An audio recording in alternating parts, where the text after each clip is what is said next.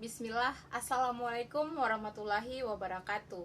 Dengan menyebut nama Allah Subhanahu wa Ta'ala, bersyukur kepada Allah dan bersalawat kepada Nabi Muhammad Sallallahu Alaihi Wasallam. Kami dari kelompok 7 akan memaparkan makalah kami.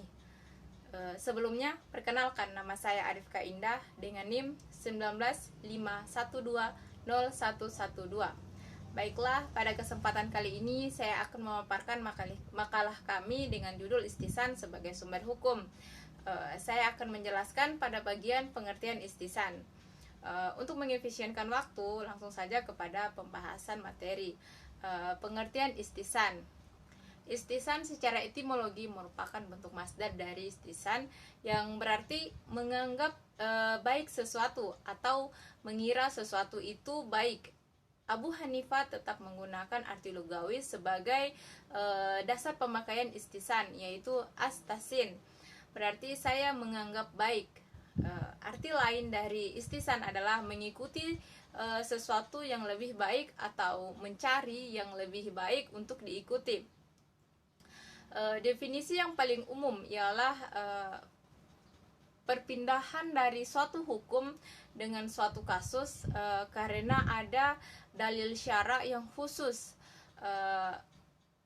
Adapun kesamaan-kesamaan yang dapat kita tarik benang merahnya, bahwa istisan adalah meninggalkan suatu hukum yang telah ditetapkan oleh syara dan menetapkan hukum lain karena ada dalil yang lebih cocok dan lebih kuat menurut jiwa orang yang melakukan ijtihad, baik dengan cara meninggalkan kias jali dan mengambil kias kafi sebagai sandaran hukum, atau menetapkan suatu hukum dengan cara mengambil permasalahan yang sifatnya juz'i dari permasalahan yang sifatnya kuli. Oleh karena itu, jelaslah bahwa istisan tetap dibangun berdasarkan dalil-dalil yang kuat, bukan berdasarkan atas keinginan sendiri. Baiklah, hanya itu yang dapat saya sampaikan. Lebih dan kurangnya saya memohon maaf. Selanjutnya video ini akan dilanjutkan oleh teman saya. Saya akhiri, wabillahi taufiq wa hidayah. Wassalamualaikum warahmatullahi wabarakatuh. Baik, saya akan melanjutkan kembali video dari teman saya, yaitu poin kedua mengenai hakikat istihsan.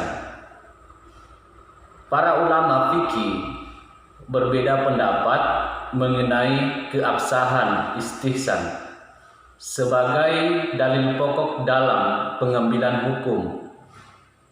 Di antara ulama yang paling santer dalam membela dan mengamalkan istihsan sebagai hujjat adalah ulama mazhab Hanafi, ditambah sebagian ulama-ulama lainnya dari mazhab Hanafi dan Hambali.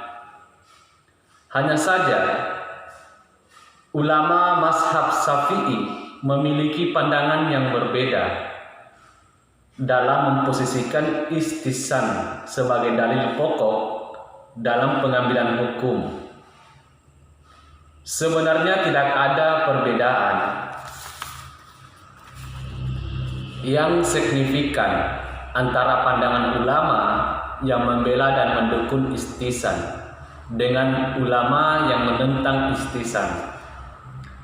Mereka tidak berselisih dalam menggunakan lafaz istihsan, karena kata yang mengandung makna hasan adalah baik. Itu terdapat dalam teks Al-Quran dan Sunnah.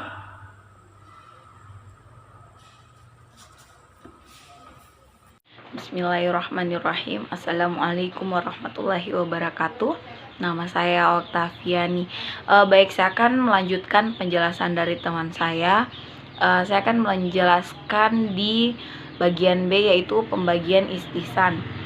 Abdul Karim Zaidan dalam bukunya Al-Wajiz fi Usul Fiqih membagi istihsan dari segi sandaran dalilnya dibagi menjadi beberapa macam, yaitu A. Istihsan yang disandarkan kepada teks Al-Quran atau hadis yang lebih kuat. Kemudian yang kedua, istihsan yang disandarkan kepada ijma. Contohnya, bolehnya mengambil upah dari orang yang masuk WC menurut kaidah umum. Tidak boleh seseorang mengambil upah tersebut karena tidak bisa diketahui dan dipastikan beberapa lama pengguna berada di dalam WC. Juga tidak bisa diketahui seberapa banyak dia menggunakan air di dalam WC. Tetapi berdasarkan istihsan diperbolehkan si petugas mengambil upah dari pengguna WC tersebut karena sudah membantu menghilangkan kesulitan orang, juga sudah menjadi kebiasaan dan tidak ada penolakan dari seorang pun sehingga menjadi ijma.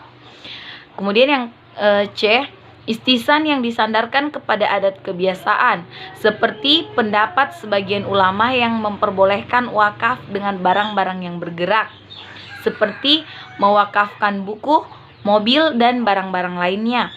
Menurut kaidah umum, wakaf itu harus pada barang-barang yang tidak bergerak seperti tanah dan bangunan. Kemudian ulama membolehkan wakaf dengan barang-barang yang bergerak tadi karena sudah menjadi adat di lingkungan tersebut. D. Istihsan yang disandarkan kepada urusan yang sangat darurat, seperti membersihkan sumur yang terkena najis hanya dengan mengambil sebagian air dari sumur itu. Menurut Qiyas, air sumur tersebut tidak bisa dibersihkan lagi karena alat untuk membersihkan air itu sudah kena najis dan tidak mungkin dibersihkan. Tetapi menurut istihsan, air itu bersih lagi hanya dengan mengeluarkan sebagian airnya saja, karena mengeluarkan sebagian air itu tidak mempengaruhi kesucian sisanya. Inilah yang dinamakan dengan darurat, yang bertujuan untuk memudahkan urusan manusia.